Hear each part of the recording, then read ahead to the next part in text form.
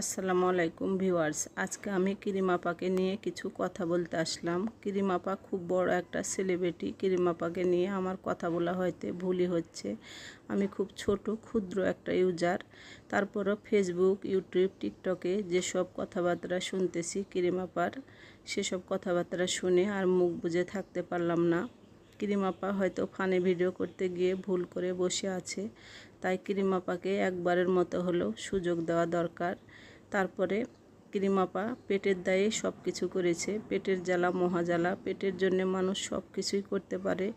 কিরিম আপা তার ঊর্ধ্বে না, পেটের জন্যে কিরিম আপা এসব কাজ করেছে। তাই কিরিম আপাকে একবারের মতো হলেও সবার মাফ করে দেওয়া দরকার। আমার কথার মাঝে কোনো যদি ভুল ত্রুটি হয় তাহলে আপনারা ক্ষমা সুন্দর দৃষ্টিতে দেখবেন। তাহলে আজকের মতো এখানে বিদায়, আবার অন্য কোনো ভিডিও নিয়ে আসবো। সবাই ভালো থাকবেন, সুস্থ থাকবেন। আল্লাহ হাফেজ।